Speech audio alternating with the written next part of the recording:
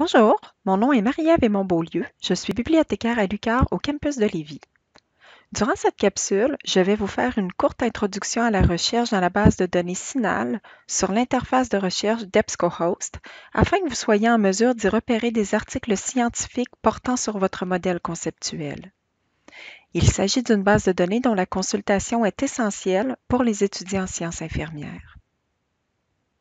On retrouve dans CINAHL de la documentation scientifique et professionnelle spécialisée en sciences infirmières.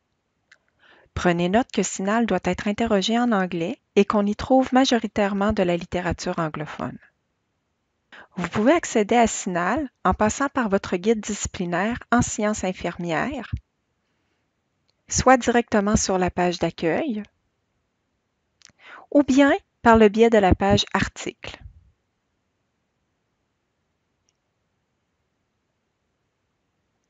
Débutons par la recherche par mots-clés. La recherche par mots-clés consiste à développer un énoncé de recherche en trouvant des mots-clés qui reflètent les concepts qui composent le sujet de recherche. Pour chacun des concepts, on trouvera des synonymes ou des termes équivalents qui permettront de repérer le plus grand nombre de documents. Il faudra également trouver la traduction de ces termes puisque CINAHL est une base de données anglophone qui doit être interrogée en anglais. Ensuite, il faudra relier les mots-clés que vous aurez trouvés avec les opérateurs de recherche pour bâtir un énoncé de recherche. Par exemple, si je cherche de la documentation sur le modèle des systèmes de Betty Neumann, je peux chercher ainsi Neumann Model, or Neumann Systems Model, or Betty Neumann.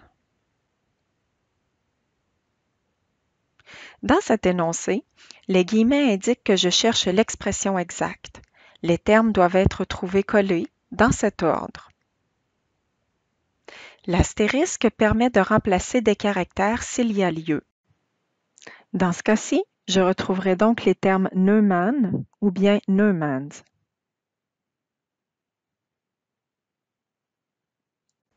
L'opérateur OR indique que je souhaite repérer tous les documents qui comportent l'une ou l'autre des trois expressions inscrites. Cela permet de maximiser le repérage. Voyons la liste des résultats obtenus.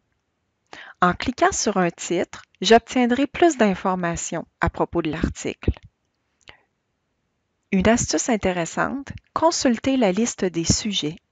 Vous y trouverez peut-être le descripteur associé à votre modèle conceptuel. Il suffira par la suite de cliquer dessus pour relancer la recherche sujet avec ce descripteur.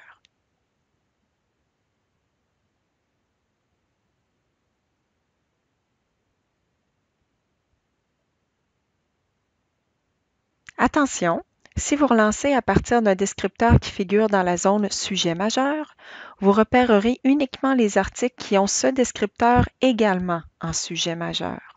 Cette recherche peut être trop restrictive.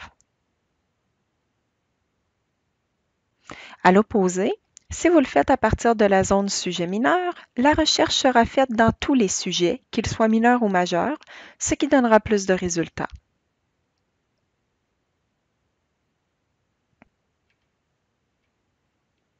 La colonne de droite permet de filtrer les résultats selon différents critères. Par exemple, je peux choisir de limiter les résultats à ceux parus depuis 2015, ce qui m'assurera d'avoir des articles récents. De plus, je peux indiquer que je souhaite uniquement des revues universitaires.